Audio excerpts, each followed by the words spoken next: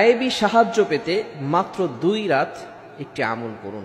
অনেক সময় আমরা কঠিন বিপদে পড়ে যাই, একেবারে অসহায় অবস্থায় পড়ে থাকি, অনেকে ডিপ্রেশনে পড়ে যায়, কি করবে কিছুই বুঝতে পারে না।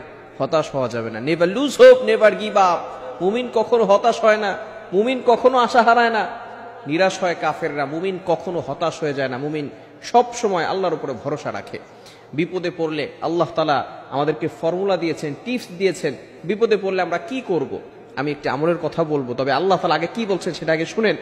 আল্লাহ পাক রব্বুল আলামিন নিজেই বলে দিয়েছেন 2 নম্বর পারার 2 নম্বর পৃষ্ঠার 11 নম্বর লাইন সূরা বাকারার 153 নম্বর আয়াতে রব্বুল আলামিন বলেন, ইয়া আইয়ুহাল্লাযীনা আমানুস্তাঈনু বিস-সাবরি ওয়াস-সালাহ। রব্বুল আলামিন বলেন, হে ঈমানদারগণ, ইয়া আইয়ুহাল্লাযীনা আমানু ইস্তাঈনু বিস-সাবরি ওয়াস-সালাহ, তোমরা সালাত এবং ধৈর্যের মাধ্যমে আল্লাহর কাছে সাহায্য চাও। আমরা বিপদে পড়লেই হতাশ হয়ে যাই, এমপি মন্ত্রী মিনিস্টারের কাছে দৌড়াদৌড়ি করি।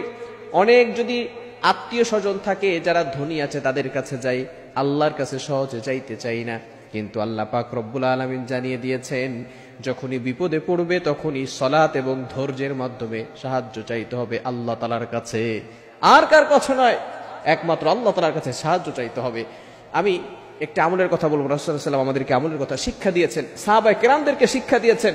অনেক সময় সাহাবায়ে কেরাম নবীজির কাছে যেতেন, বলতেন, ইয়া রাসূলুল্লাহ, ইয়া হাবিবাল্লাহ, কিছু আমল আমাদেরকে শিক্ষা দেন, যে আমলের মাধ্যমে আমাদের ঋণ দূর হয়ে যাবে, আমরা হালাল ভাবে ধনী হতে পারবো, কিছু সম্পদ আল্লাহ তাআলা আমাদেরকে দিবেন।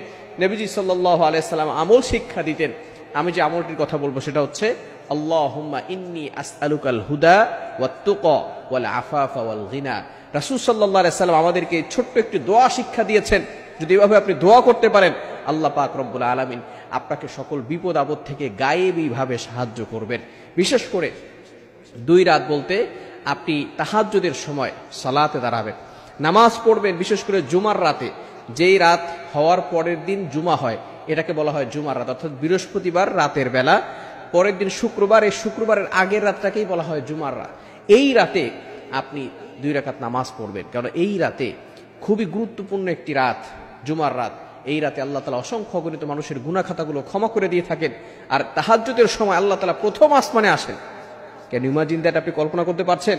আল্লাহ তাআলা প্রথম আসমানে এসে বান্দাদেরকে ডাকতে থাকেন আর বলতে থাকেন, বান্দা কার কি লাগবে আমি আল্লাহর কাছে চাও, আমি আল্লাহ তাআলা তোমাদেরকে সব ব্যবস্থা করে দিব।